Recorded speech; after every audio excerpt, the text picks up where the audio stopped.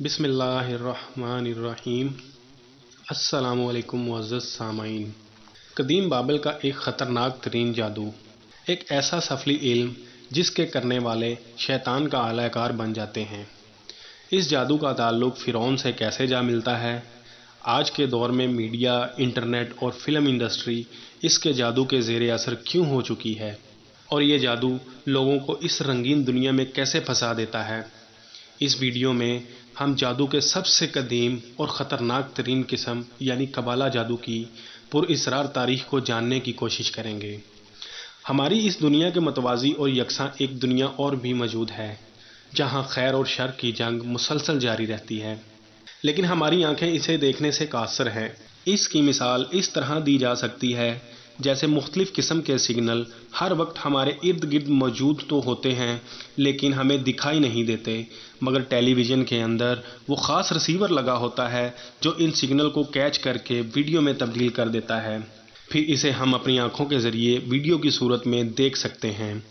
اسی طرح اگر ہمارے اندر وہ صلاحیتیں پیدا ہو جائیں کہ ہم شیطان اور اس کے کارندوں سے رابطہ کر پائیں تو ہمیں وہ عجیب و غریب دنیا دکھ جائے گی۔ اسی غیبی دنیا میں جادو کے علم کا ایک جہان آباد ہے جسے قبالہ جادو کہتے ہیں۔ قبالہ دراصل قدیم بابل کا ایک شیطانی علم ہے جو مخصوصاً اعداد و شمار اور علامات کے ذریعے کی جاتی ہے۔ قبالہ جادو سے جڑے لوگوں کی دنیا باہر سے تو رنگین اور حسین اور خوبصورت نظر آتی ہے لیکن اندر سے بہت گہنونی ہوتی ہے۔ دراصل قبالہ جادو شیطانیت اور سفلیات سے متعلق ہے، جس میں مختلف نشہ آور چیزوں، جادوئی عملیات اور ہپنوٹزم کے ذریعے دماغ اور لوگوں کی سوچ کو کنٹرول کیا جاتا ہے۔ یہی وجہ ہے کہ قبالہ جادو کو جادوئی دنیا کا سب سے خطرناک جادو مانا جاتا ہے۔ قبالہ جادو کی ابتدا بابل کے ہزاروں سال پرانی تہذیب سے ہوئی تھی، اور جادو کی اس قسم نے اتنی ترقی کی کہ آہستہ آہستہ یہ ایک خفیہ مذہب میں تبدیل ہو گئی، اور پھر وقت گزرنے کے ساتھ یہ ایک پوری تہذیب کی شکل میں ڈھل گئی۔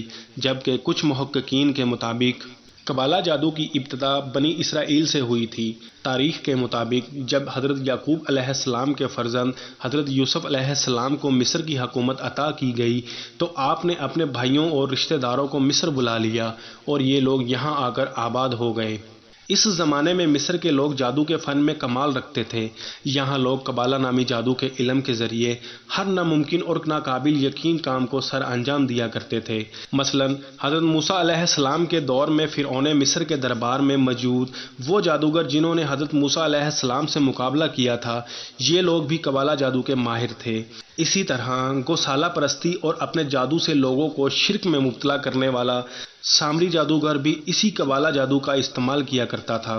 اسی طرح نمرود اور فرعون کے درباری کاہنی اور نجومی جنہوں نے انہیں یہ بتایا تھا کہ ایک بچہ ایسا پیدا ہونے والا ہے جو ان کی سلطنت کے خاتمے کا سبب بنے گا، یہ پیشن گوئی بھی قبالہ جادو کے ذریعے ہی کی گئی تھی۔ لیکن ایک وقت ایسا آیا کہ حضرت موسیٰ علیہ السلام کو اللہ نے حکم دیا کہ وہ اپنی قوم یعنی بنی اسرائیل کو لے کر فلسطین کی طرف ہجرت کر جائیں۔ لہٰذا حضرت موسیٰ علیہ السلام بنی اسرائیل کو سمندر کے راستے نجات دلوا کر محل سے نکل گئے اور فرعون اپنے لشکر سمیت سمندر میں غرق ہو گیا۔ حضرت موسیٰ علیہ السلام بنی اسرائیل کے ساتھ فلسطین میں آباد ہو چکے تھے۔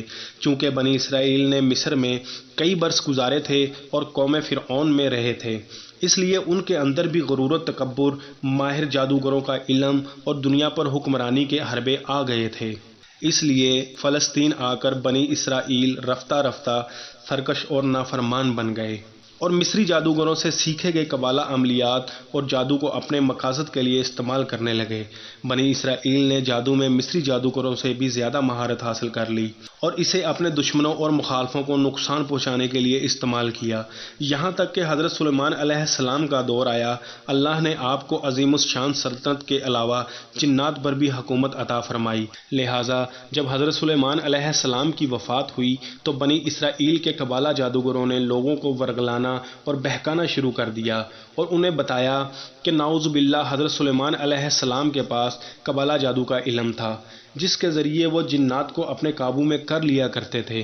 لہٰذا یہودی ان جادوگروں کی باتوں میں آ کر قبالہ جادو کو روحانیت کے طور پر سیکھنے لگے، یہاں تک کہ جادو کی کتابوں کو مقدس کتابوں کا درجہ دے دیا گیا اور انہیں ہیکل سلیمانی میں رکھ دیا گیا۔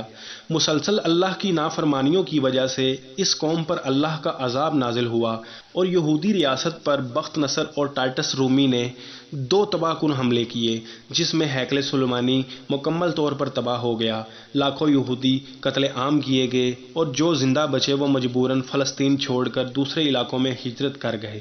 ان تاریخی واقعات اور جنگوں کے درمیان قبالہ جادو کی وہ تمام کتابیں ہیکل سلیمانی کے ملبوں کے تلے دب کر رہ گئیں، لیکن پھر 18ویں صدی میں ان بچے کچے یہودیوں نے مل کر ایک تنظیم کی بنیاد رکھی جس کا نام نائٹ ٹیمپلرز رکھا۔ اس تنظیم کا مقصد ہیکل سلیمانی کے ملبے تلے موجود جادوئی کتابوں کو تلاش کرنا تھا، اور یہ لوگ نہایت شاطرانہ انداز میں اس میں کامیاب بھی ہو گئے، جن میں قبالہ جادو اور پراسرار رسومات کا تمام علم تھا۔ ان سب کتابوں کو حاصل کر کے ان کی غیر معمولی طاقتوں کا فائدہ اٹھا کر دنیا پر حکمرانی کرنا ان نائٹ ٹیمپلرز کا مقصد تھا۔ یہ لوگ عیسائیوں کے ساتھ مل کر صلیبی جنگوں میں بھی شامل ہوتے رہے اور خود کو انہی کا حصہ یعنی عیسائی ظاہر کر کے دنیا پر حکمرانی کرنے کے خواب دیکھتے رہے، مگر سلطان صلاح الدین ایوبی جیسے مسلم حکمران کے ہوتے ہوئے ان کے یہ ناپاک عزائم کامیاب نہ ہو سکے۔ چنانچہ جب عیسائیوں کو ان نائٹ ٹیمپلرز کے یہودی ہونے کا پتہ چلا تو انہیں قتل کرنا شروع کر دیا، جس کے بعد مجبور ہو کر یہ نائٹ ٹیمپلرز اسکاٹ لینڈ ہجرت کر گئے اور پھر آہستہ آہستہ وہاں سے اپنا اثر و رسوخ پورے برطانیہ تک پھیلا دیا۔ بہت ہی جلد یہ لوگ دنیا کے تمام وسائل پر قابض ہونا شروع ہو گئے، یہاں تک کہ جائیداد، قلعوں، جاگیروں اور دنیا بھر کے تمام وسائل پر ان کا قبضہ ہو گیا۔ یہ تنظیم دنیا بھر کے تربیت یافتہ اور تجربہ کار لوگوں پر مشتمل ہو گئی۔ اس تنظیم کا سربراہ گرینڈ ماسٹر کہلاتا ہے اور ان کا نائب ماسٹر کہلاتا ہے۔ گرینڈ ماسٹر کا حکم ان کے لیے خدا کا درجہ رکھتا ہے۔ ان نائٹ ٹیمپلرز نے ہی یورپ میں سود کی ابتدا کی اور اس طرح بینکنگ سسٹم کی شروعات ہو گئی۔ جدید دور کی خفیہ تنظیم یعنی ایلومیناٹی اور فری میسنز انہی نائٹ ٹیمپلز کی شاخیں ہیں۔ کہا جاتا ہے کہ دنیا کی مکمل آبادی میں صرف 1% ایلومیناٹی موجود ہے، جو کہ دنیا کے امیر ترین لوگ ہیں، اور یہ 13 بلڈ لائن یعنی خاندان ہیں جو نسل در نسل شیطان کی پوجا کرتے چلے آ رہے ہیں۔ یہ لوگ دنیا بھر کے فائنینشل سسٹم اور ریزرو بینک کے مالک ہیں اور 80 سے 90% وسائل پر انہی کا قبضہ ہے۔ پس پردہ ان کے مقاصد شیطان کو پروموٹ کرنا ہوتا ہے۔ ان کا طریقہ کار یہی ہے کہ اپنی فیلڈ کے مشہور شخصیات کو اپنے دائرے میں اس حد تک شامل کرتے ہیں اور پھر اپنے ہی لوگوں کو عوام کے درمیان مشہور کیا جاتا ہے اور وہ لوگوں کے دلوں میں گھر کر جاتے ہیں۔ قبالہ جادوگر اپنے جسم پر مختلف نشانوں کے ٹیٹوز بنواتے ہیں، جن میں تکون، 5 کونوں والا ستارہ اور 1 آنکھ والے علامات استعمال کیے جاتے ہیں۔ قبالہ جادوگر اکثر ایسے لوگوں کو اپنا اعلی کار بناتے ہیں جو مشہور شخصیات کی فہرست میں شامل ہو۔ آج کے دور میں ٹیلی ویژن پر کچھ بڑے بڑے سیلیبریٹیز جو دل کو لبھاتے نظر آتے ہیں وہ بھی اسی قبالہ سسٹم کے تحت چل رہے ہیں۔ یہی وجہ ہے کہ آج انہیں کوئی گناہ نہیں لگتا۔ بے پردگی اور بے حیائی انہیں چمکتے ہوئے ستاروں کی وجہ سے عام کی جاتی ہے۔ لوگ اپنی دین اور مذہب پر عمل کرنے کی بجائے انہی اسٹارز کے نقش قدم پر چلتے دکھائی دیتے ہیں۔ کئی موویز، ڈانس اور گانے قبالہ جادو کی مدد سے ترتیب دیے جاتے ہیں۔ یہی وجہ ہے کہ لوگ اسے سنتے ہیں اور اس قدر مگن ہو جاتے ہیں کہ انہیں دنیا کی کوئی خبر ہی نہیں رہتی۔ انہی میوزک کے ذریعے لوگوں کے ذہن میں قبالہ کے اثرات ڈالے جاتے ہیں اور لوگ بڑی آسانی سے اس کے جادو کا شکار ہو جاتے ہیں۔ ان گانوں میں بے حیائی، بے شرمی، فحاشی، کفر و شرک، یہاں تک کہ شیطان کی پوجا تک کی باتیں ہوتی ہیں۔ لوگ بغیر سوچے سمجھے اسے 24 گھنٹے سنتے ہیں اور اس کے اثر میں گرفتار ہو جاتے ہیں۔ اس کے علاوہ سوشل میڈیا پر موجود پوسٹ، ریلز اور بے شمار مواد ایسے موجود ہیں جن کا مقصد ہی لوگوں کو خدا سے دور اور شیطان اور اس کے پیروکار سے مزید قریب کر دینا ہے۔ انہیں اپنی زندگی پر غور و فکر اور زندگی کے مقاصد پر سوچنے کی بجائے گھنٹوں فضولیات پر وقت ضائع کروانا ہے۔ گناہوں کے جال میں پھنسا کر انہیں اس قدر مصروف کر دینا ہے کہ وہ شیطان کے اعلی کار بن کر موت اور اس کے بعد کی زندگی کو بھی بھول جائیں، جو ایک تلخ حقیقت ہے۔ آج حال یہ ہے کہ خود مسلمان تہمت پرست بن کر قرآن و حدیث سے دور ہو چکا ہے، جبکہ شیطان کے ہر شر اور چالوں کا حل قرآن کریم میں موجود ہے، لیکن ہر کمال کو ایک دن زوال ضرور ہے۔ بہت جلد یہ تمام فتنے اپنے اختتام کو پہنچنے والے ہیں۔ اللہ اکبر۔